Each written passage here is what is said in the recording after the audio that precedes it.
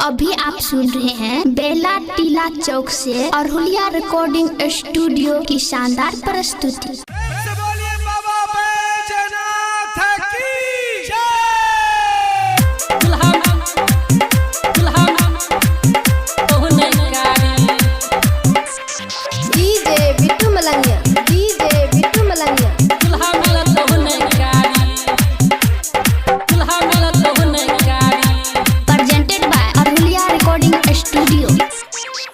ये छोड़ी कॉले सोमवारी दुल्हा मिलतो न प्यारी। ये छोड़ी कॉले सोमवारी दुल्हा मिलतो न प्यारी। भोला बाबा के महिमा खरी बड़ भारी। ये छोड़ी कॉले सोमवारी दुल्हा मिलतो न प्यारी। ये छोड़ी कॉले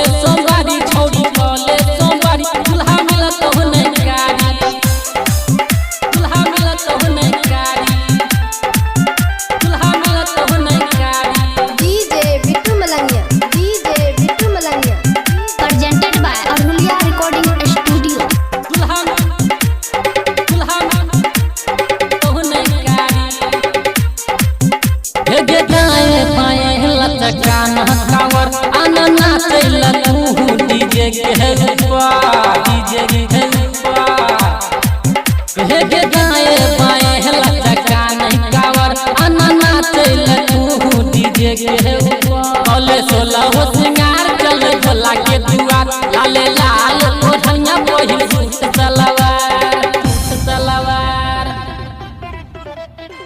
कुछ न बुझा जो चढ़ल खै सोना बारी।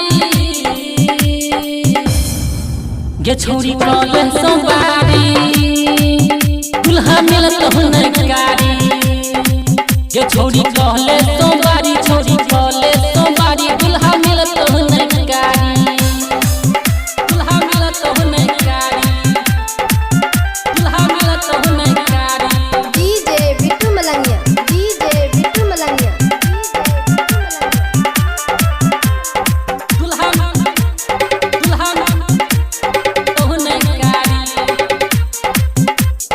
पहिला सोमवारी तू लेके कावर मस्ती में चलही न भोले के नगर भोले के नगर भोले के नगर। हे गे पहिला सोमवारी तू लेके कावर मस्ती में चलही न भोले के नगर। सुने बात हमर मान लेके शिवजी के नाम दुल्हा खोजे में गे जान तोरा भजे तो आसान तोरा भजे तो आसान तोरा भजे तो आसान। काया सिकंदर के बदले बिचारी।